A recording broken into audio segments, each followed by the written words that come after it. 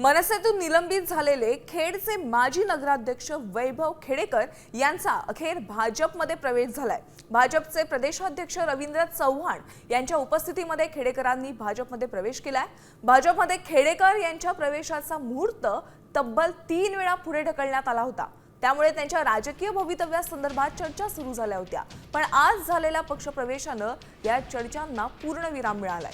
स्थानिक स्वराज्य संस्थांच्या निवडणुकीत 100% भाजप करण्यावर भर असेल असं यावेळी खेडेकर यांनी म्हटलंय।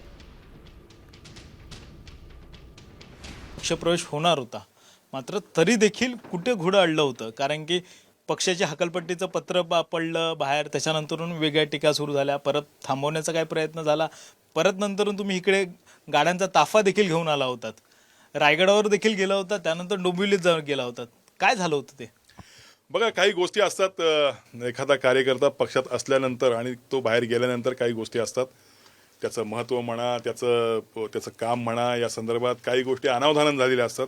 या सगळ्या गोष्टी आहेत। आज मला आनंद आहे की माझ्याबरोबर सगळे सहकारी, आमचे 4ही जिल्हाध्यक्ष संतोष नलावडे, आमचे मनीष भाऊ खवळे, आमचे सुबोधजी जाधव, आमचे सौंदळकर साहेब, आमचे आखाडे साहेब आणि आमचे शहासाहेब, ही सगळीच मंडळी आज माझ्यावर पक्षामध्ये प्रवेश करत निश्चित यांच्या माध्यमातून मी कोकणामध्ये संघटन या ठिकाणी मजबूत करेन। व्हिडिओ जर्नलिस्ट राकेश गणेश कवडे, साम टीव्ही मराठी, मुंबई। आता isakal.com आहे देशातील नंबर 1 ची मराठी न्यूज वेबसाईट। प्रत्येक अपडेटसाठी isakal.com ला नक्की भेट द्या।